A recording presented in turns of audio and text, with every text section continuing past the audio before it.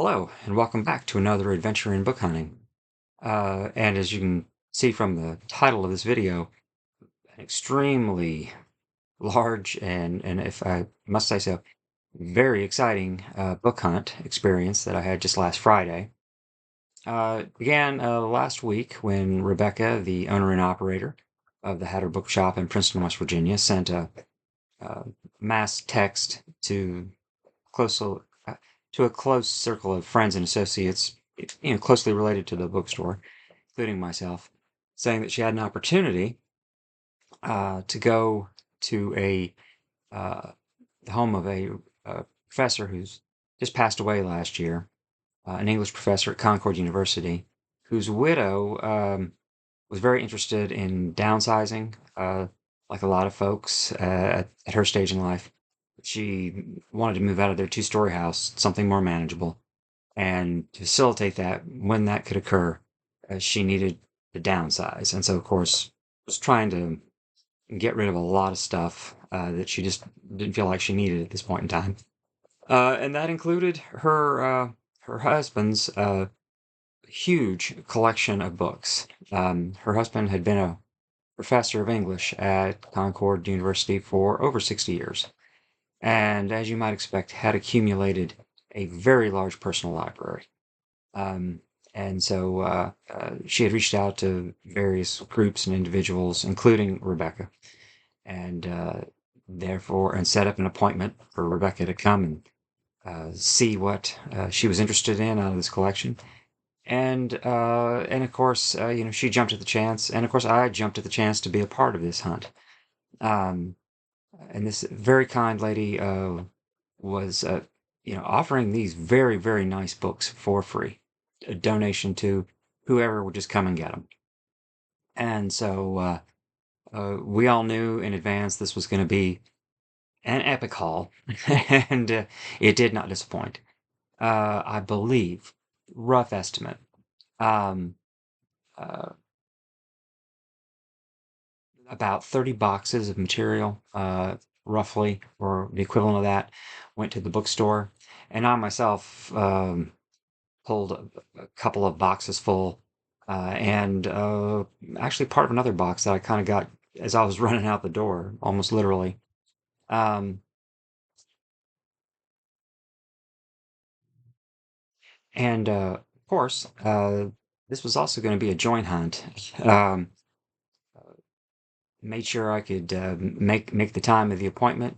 So a few minutes late, and it turned out Rebecca was quite a bit early, which was good. Because by the time I got there, she'd already been there for, from what I understand, 30, 40 minutes, and had already found massive treasures of books that she'd set aside. And so we started together, just going through box after box after box of books. Um, and a lot of the material she didn't need, and I wasn't particularly interested in. The kinds of things that you would expect in an English professor's library. Books about analyzing literature and writing, technical stuff, academic stuff, anthologies of literature, textbooks, those kinds of things. And especially things like anthologies, they're really neat to have sometimes, but when space is at a premium, and for a business like a bookstore, linear feet are very important. And of course, for somebody like me, linear feet are very important. I'm already busting at the seams. And oh, it's going to be a good clip before I can maybe get this under control again, um, if ever. But in any event, there was a lot of material that would be very good for the bookstore. And as you may recall, a few weeks back, I had a similar kind of adventure solo, where I got to check out Dr. Bard's personal library. I'll try and remember to put a link to that video below in the description. Um, but the issue with that one was most of the books that came out of there were going to be for me personally, and so I was very limited in what I could take because I just don't have the space. Um, for a business like the Hatter, history and military history and political science oriented stuff does not move as quickly. And she's pretty much at capacity for those kinds of books. So while some of the books I got out of that haul went to the Hatter, most of them wound up with me, and I knew most of them were going to wind up with me, so I didn't get nearly as much. But as I said, for this haul, I think she got like around 30, the equivalent of 30 boxes of material. Think of a banker's box, that kind of box. And I myself, got a couple myself. And I want to go through a few of the highlights of those, but particularly the most penguins, penguin classics I'm talking about, black spines, the somewhat older ones, that I accumulated out of this haul. Never had more, never had more penguins in one space, and these were all completely free. So I just want to go through those very quickly. Start with just at random with the stack. Thomas Hardy's Tess of d'Urbervilles, and of course, as you will often find with Penguin Classics of this vintage, they will be clipped and oftentimes have a note not for sale or not for resale, stamped on the edge there too, which makes them almost unmarketable. That little bold print, goes a long way in people's minds. So if you do get them to try and sell, you're practically giving them away. But for somebody like me, who's, already got, a full bookcase full of penguins, this is awesome. So anyway, I'm going to go through these really quick as I can. A lot of these I know I already have. There are going to be a few books that I go through here that I don't have in any edition or any format. Some of them, I'd say many of them are going to be duplicates of books I already have, so I'll make a decision on which one I want to keep and, try and do something useful with the others. Many of them are going to replace books that I have in another edition. Like up here, along through there, those are classic books that I have from other publishers, besides Penguin, and Signet. This is primarily supposed to be my Signet bookcase. As you can see, it's about a third the size of the Penguin one. But it will replace, several of these books will replace those other editions, which in theory will give me more space and room to accommodate. Anyway, first one, Tess of d'Urbervilles by Thomas Hardy. Guy du Maupassant, Pierre and Jean, which I do not think I have. Henry Fielding's Joseph Andrews, which I know I do not have. Let's see. Oh, really fast. Another copy of the Hardy book, Tess of d'Urbervilles. I'm going to be overflowing. And that was a lot of what we found. We found a lot of duplications in books. And just to pause, books that were going to the Hatter are the higher end books, obviously, including tons and tons, boxes and boxes of heritage classics, which come in nice slipcovers, have beautiful, beautiful naked hardcover bindings, and can be pretty valuable. I spot checked a couple as we were hunting, and there was one in particular which was selling for an average of $50. Most of them aren't going to be that much, but they're still going to be significant. These are fairly valuable books.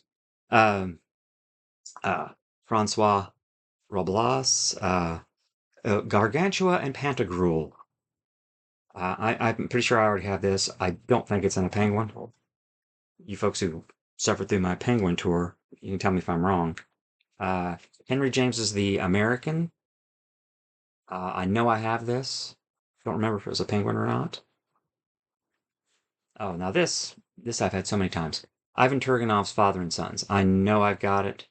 I'm pretty sure in a Penguin. So once again, just gotta figure out what to keep. If it's Penguin, especially if it's free, I'm gonna grab it. So I did. Now this one I know I don't have in a Penguin. So this will free up some space because I'll replace it with this. It's fairly slim too. But the great Jane Austen's Northanger Abbey. I know that's going to be a keeper. Jane Austen's Emma. Once again, I know I don't have it. I'm pretty sure I don't have it in a Penguin. Willa Cather's O Pioneer. I know I have this. Pretty sure right over there in a Reader's Digest classic, but Penguin is the one place where I will duplicate. So if I don't already have this in a Penguin, it's staying. Oh, there's a popular one. Emily Bronte's Wuthering Heights. We got so many copies of Wuthering Heights in this haul yesterday, but Rebecca says she would take it. Anyone in any kind of reasonable shape that she can get, because they're just flying off the shelves. And she and I both attribute that to the recent film. But yeah, just can't keep it. One of two Homers at least I got in this haul. The Iliad. Let's see who translated this one. This is a prose translation. I've already got a prose translation, so this will replace it because I know it's not a Penguin. The translator was Martin Hammond, who I'm not familiar with.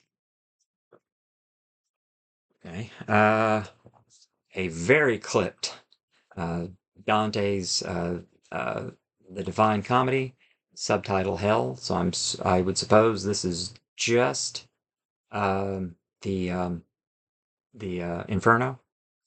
Sorry, drew blank. Now, but this one I'm probably going to keep regardless because this is the translation by Dorothy Sayers, and you'll see her again in this haul. Dorothy Sayers, the great translator of Greek and Latin literature, also apparently Italian as well. But well, of course, it's a joke.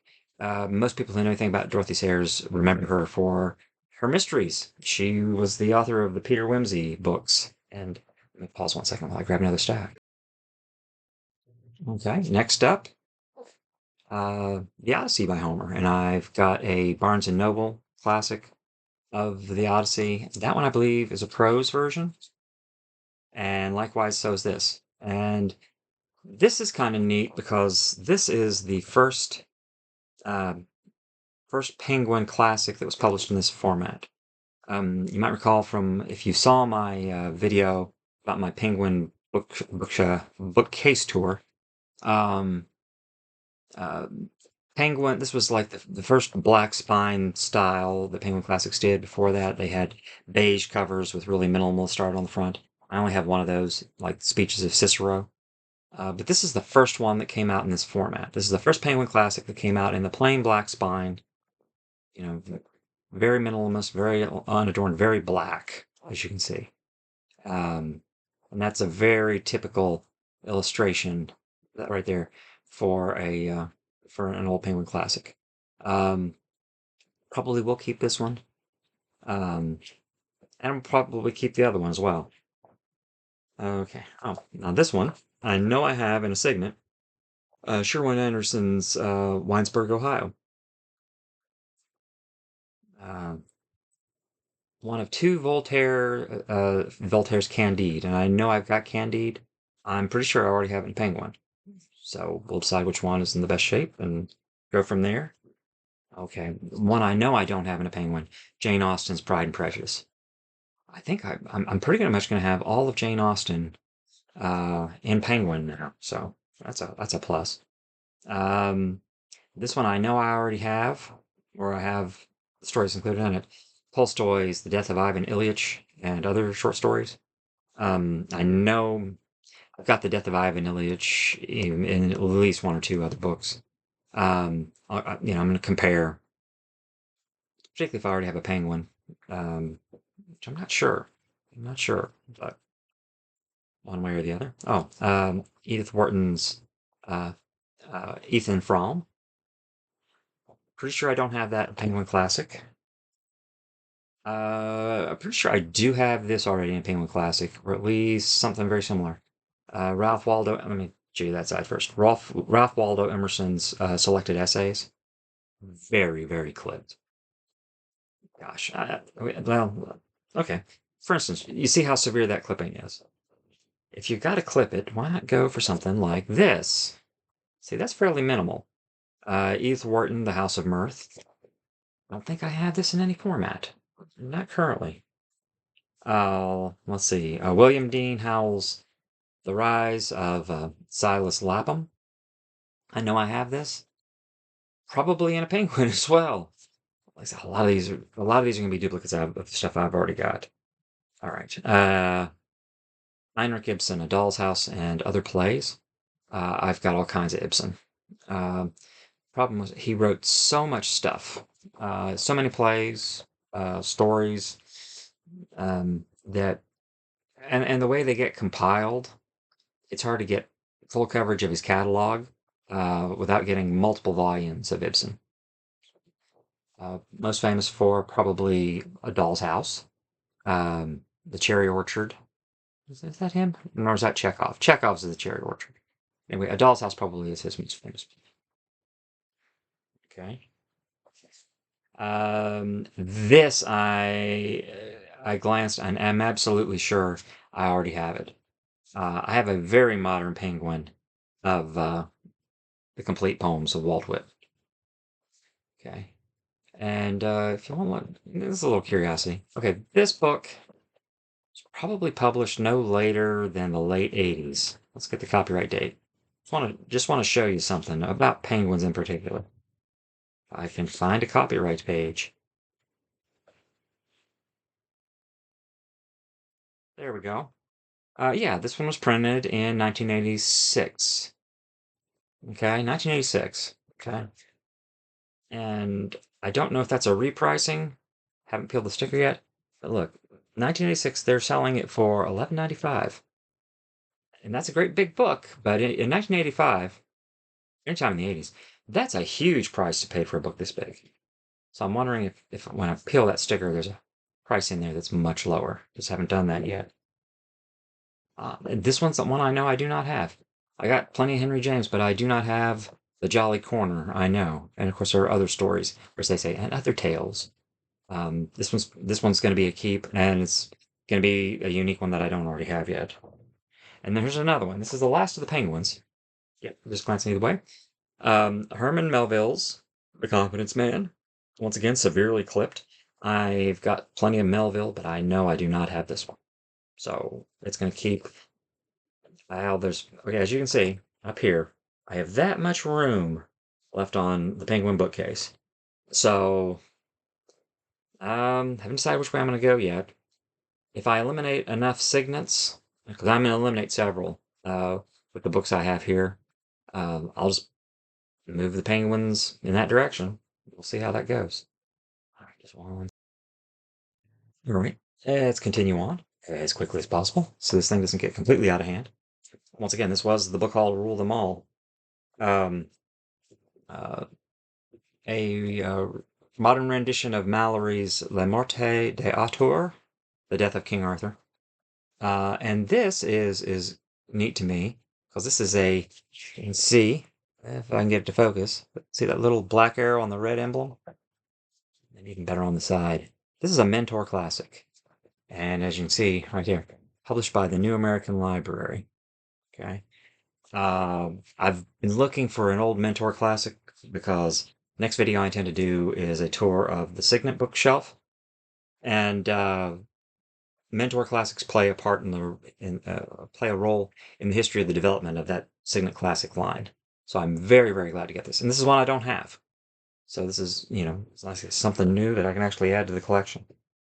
These next two I'll do together. Thought I had more from this haul, but I have a couple of individual Shakespeare's. The Pelican of Troilus and Cressida, and Folger's pocketbook of Hamlet. But I have one of those huge brick complete William Shakespeare's. So I long ago I got rid of all my individual Shakespeare volumes. And the bookstore tells me they're full up on Shakespeare, so I'm gonna hold on to these in a little section of the house I call the reserve shelf. And if when the need arises, I'd be glad to get them for them. Oh, almost forgot. I had left this one aside. This is technically a Penguin classic as well, but this is the publication guide for penguins of this era. Black spine with a code on the top to tell you, where it's from. Is it English literature, Greek, Roman, Asian, African, whatever, with a cream border around the front illustration and the illustration centered. Okay, this is a catalog detailing this entire series along with, I believe, yeah, the 20th Century Classics, which, if I'm not mistaken, yeah, replaced their modern classics line. But, and I didn't see a publication date in this, but this is going to be sometime in the late 80s, early 90s, before they switched over to a lot of what I've got. The penguins up there, you see a lot of them with the white band on the side. When they shifted to that publication style, this would have been irrelevant anymore. But this was really cool to find. Um, as you can see, Penguin used to give it away for free for collectors and store owners and, folks who are interested just in their books. But that was really neat. Perhaps one of the great treasures of this haul was this one for me, Sir Gawain and the Green Knight. And if you can see, it's edited by a fellow named J.R.R. Tolkien, along with E.V. Gordon. Second edition of the book. Yes. Yeah. And there is out there a straight Tolkien translation of Sir Gawain and the Green Knight. But this I was glad that Rebecca was allowed me to keep. This to me is a real treasure, and it'll go in my Tolkien section over on the shelf over on that direction. All right. Oh yeah. Okay. Get that out of the way. These were neat to find. Remember I mentioned Dorothy Sayers a little bit ago? I found these two very nice Lord Peter Wimsey volumes. Lord Peter, which I think is the first one, and The Busman's Honeymoon. She wrote many of these. In fact, they list about 20 books on the back. And like I said, Dorothy L. Sayers was an academic. She taught at the same university system that J.R.R. Tolkien and C.S. Lewis taught in. They all knew each other. I often refer to her as somebody who's inkling adjacent. Tended to be a boys' club. But if there was a girl that was allowed into the clubhouse, it would have been Dorothy Sayers. Excellent writer, and I've said it before, I'll say it again. Wrote lots of murder mysteries. They're kind of, in a way, Sherlock Holmesian pastiche. They're written in that style. When you read about Peter Wimsey, you'll see some parallels between Lord Peter and Sherlock. But like I say, writing murder mysteries, novel length, as opposed to most of what the Sherlock stories are mostly short stories. I think 4 novels, but most of us are short stories. Writing in novel format, and I think doing a better job than one of her contemporaries, a lady by the name of Agatha Christie, who wrote a whole lot more. But as I understand it, Dorothy Sayers was just doing it for the money, and when she didn't need the money, she stopped writing. So anyway, and she's kind of lost now. Very few people remember Dorothy Sayers, but I'm an advocate. Let's see. Let's pause 1 second while I go to the next stack. All right. Thank you for that pause. Next real treasure I found for me was this. Joseph Campbell's The Power of Myth. And this book is based on a series of interviews. As you can see, it's with Bill Moyer, because the book's in large part based around and a companion to a series of interviews that Bill Moyer did with Joseph Campbell, I believe in the 80s. But anyway, this book is based on that. I already had it. Okay, I've got this little trade paperback edition of it. But I was really thrilled to get this. This will replace this, because this has maybe 1 or 2 spot illustrations, but mostly it's just text. Which I was glad to have. I'm a big Joseph Campbell fan. This, however, has a lot of additional material, including lots of illustrations, throughout. So no, thrilled to get it. A real upgrade, and it'll go in my Joseph Campbell collection. Really, really glad to get it. This will be going to the Hatter, so eventually. Typically, I drop off a donation to the Hatter once a week. This time we're waiting a little bit because of the one haul to rule them all. They've got a lot to process.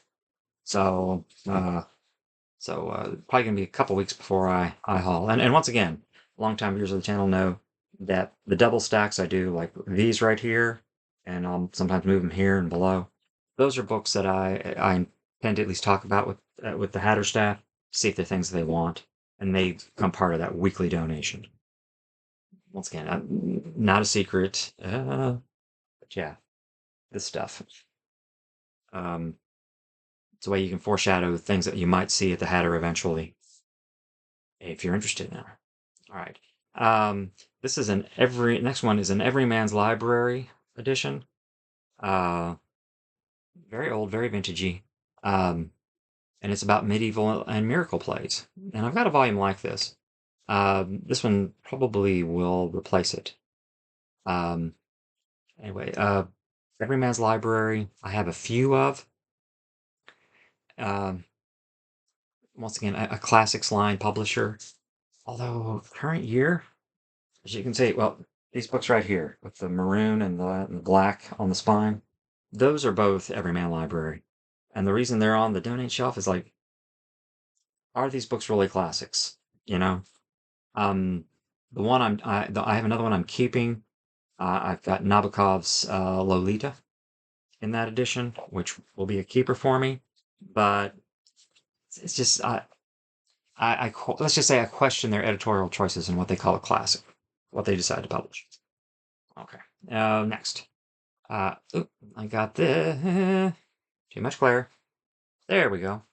A little booklet, Philosophy of Style by the philosopher Herbert Spencer, and also The Philosophy of Composition, like a writer's guide by a guy you might be familiar with, Edgar Allan Poe. And I kept it mostly for Poe. And the Poe section of the book is like 10, 15 pages at the end of this book. A little disappointed in that. It's mostly Spencer, very little Poe, but I'm keeping it for that reason. A little insight into Poe and how he wrote, what he thought went into it. The rest of the books, I'm just going to give you I think a sample of. Excuse my bend. Well, okay. Oh, yeah. This one, I forgot about this. I set it to the side. This is one of those really old school Penguin classics. And as you'll recall, I already have Voltaire's Candide.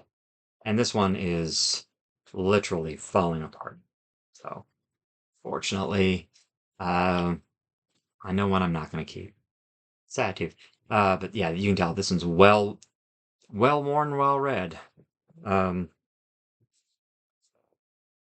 Okay, yeah. And while we were on Modern Library, compilation of Irish plays with folks I have heard of.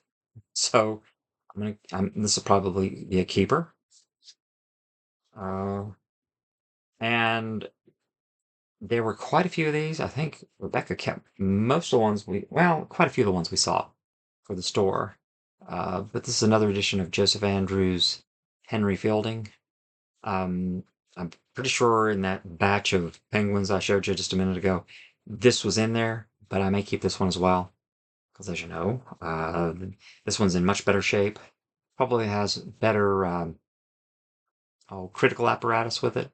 Introductions, commentary. So I probably will keep this because I have room on the shelf for one thing. That's one of my rules. I try not to duplicate except for penguins. I will allow my penguins to duplicate stuff I already have. Let's see, one more. Yeah. Let's see if this is how. Okay, yeah, that's just a bookmark. Yeah. Same kind of modern library edition. These are the college editions of not modern. Yeah, modern library. Vanity Fair by Thackeray. Not sure if I have it or not. I probably do. I just don't remember. But anyway, I will look. If I think this may be a unique one that I will be keeping. If it's a penguin, once again, I'll probably keep it as a duplicate because it's probably gonna, unless my penguin's in excellent shape, I'll be keeping this one as well. Now, oh, They keep going. I've forgotten about this. No, I have this in a pink one. Absolutely know it. The novel Mole Flanders by Daniel Defoe. More famous for writing a little book called The Adventures of Robinson Crusoe. But yeah, once again, same story. Probably keep it, unless the penguin I've got is just one that's in absolutely wonderful condition. In which case, this will get donated. Now, the rest of what I've got, and I'm not going to go through all of them. I'm just going to do a sampling. Let's grab a couple more just to show you what they're like.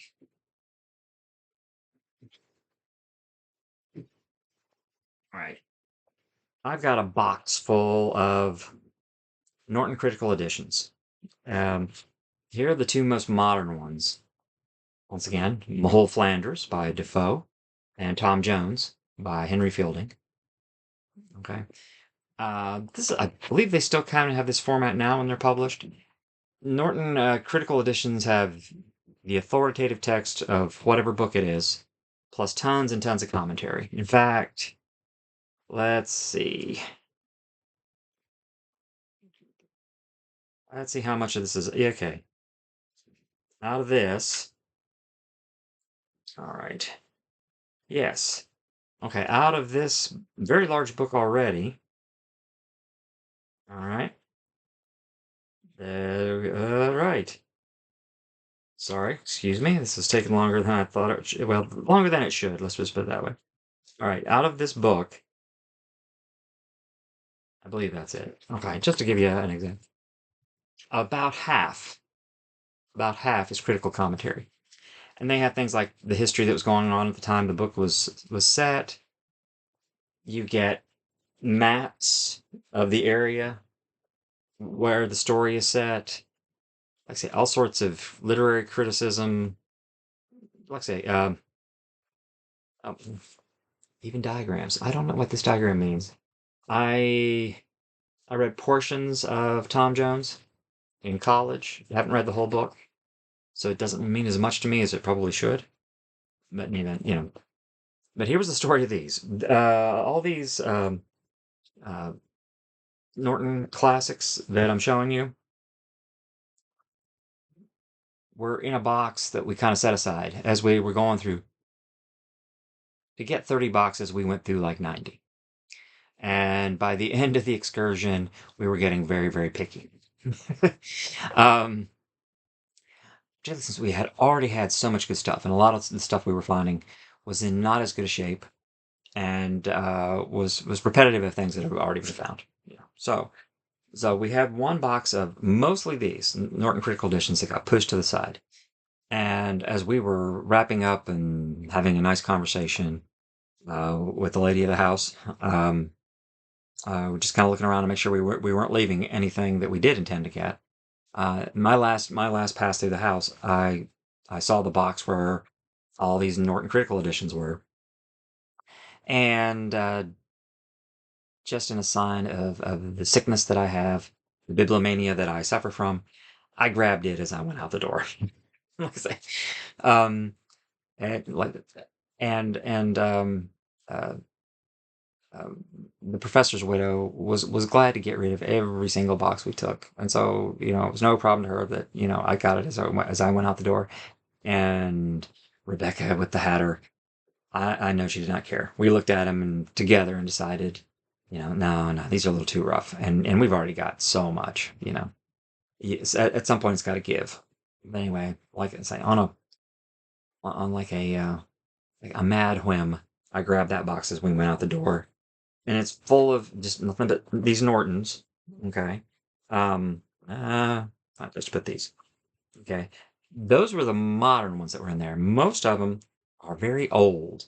Okay, all right, just show you a few what they look like, and they are all titles that we had already found a few times before, but some of them are in really good shape.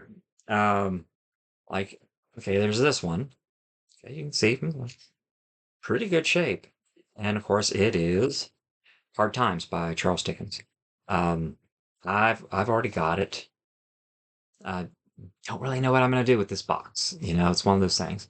My rationality was overruled by passion for a moment. So I got all these things, and now I got to figure out what I'm going to do. But it's such a nice edition, and I'm sure, you know, I bet I can find a good home for it. At least that's what I tell myself. Now, okay, fathers and sons, which I think we've already seen twice on this video, at least once. Don't think we saw this one on this video, but I know for a fact that we got other editions of this. I know a heritage classic of it. I think another similar kind of edition. What my granddaughters call the pretty books, which I have a bookcase of pretty books like right off there. um, my Library of America stuff, my Reader's Digest classics, I keep on a shelf over there. And basically they are books that are art in and of themselves. So but yeah, Madame Bovary. Oh, and to show you just how old they are, don't know if you can see it, but right here's the price, and I'll just read it to you. It's gonna be hard to focus. This book was $1.95 when it was published. And to give you a point of reference, that's a pretty thick book. Mass market paperbacks in the mid 80s when I was doing mid to late 80s when I was doing a lot of my reading. A typical mass market paperback was $2.95. And it was it would have been a lot smaller than this. So that just kind of gives you an idea of how old these old Norton Critical editions are. And this is one that she may wind up, she meaning Rebecca the Hatter, may wind up wanting. I don't know. But, it's another copy of Wuthering Heights. In fairly decent shape. This, I'm sure, will go on my reserve shelf. And I'll check, and, I check in with the store all the time. If it turns out, here in 2 or 3 weeks, she's out of Wuthering Heights again, well, customer might want this one. I'd say it's in pretty good shape. Very old. Let's just see how old it is. I would say the 60s. Yes. Yes. This is a first printing of their edition in 1963. Good grief, it's older than me. Hey, I wish I was in such good shape. But anyway, but to wrap up, went on the most epic. This was the most epic book hunt I've ever been on. Certainly, as far as quantity, and I think it'd be hard to say I've had a better haul quality. Been involved in a better haul quality wise. But couple of closing notes. One, this was one of those rare occasions where I got to go on a hunt with somebody else. And while hunting can be a very solitary experience, and most of the time it is for me too, you're on the hunt alone. But if you can have those joint hunts where you're out looking at books, looking for books with another bibliophile, it is an awesome experience. You're going through stuff. And because of the format that this hunt was in, it's all in boxes. I think sometimes when I'm out, and in fact I know, if you're out like at a thrift store or a junk shop or anywhere where the books aren't organized well, there's just books on shelves, and you're scanning shelves. After a while, you blur. I don't know how many times I've looked through a bookshelf in a thrift shop, found some nice stuff, and then going back through it a second or even a third time, I find something that I'd overlooked. With this kind of hunt, we kind of spotted for each other, and I know there were times where I spotted things she'd missed, she spotted things I had missed. And while you're hunting, you can talk. You can hold up a book and say, "I'm leaning a certain way with this book, whether to keep or not," and she's, "I'm leaning to let it stay," and I said that was the way I was leaning too. But I wanted to make sure. You have these great conversations while you're hunting, and while you're experiencing for the first time the joy of finding these things. It's if you can do it, do it. Book hunting is awesome fun. Doing it with other people multiplies it. I guess that's all I have for this one, and this one has already ran very long, longer than I have with this much material. I knew it was going to go long, but in any event, Everybody who's still sticking around for this, thank you for sticking around to the bitter end with me. I already know what my next video is going to be. I'm going to clean up the junk off of my, well, like say, like my little figurines and my Buddha. And the double stacks. I'm gonna clean out the stuff from the extraneous material from my Signet bookshelves, and I'm gonna do a Signet Classics bookshelf tour. And I need to do that because some of those are gonna go away.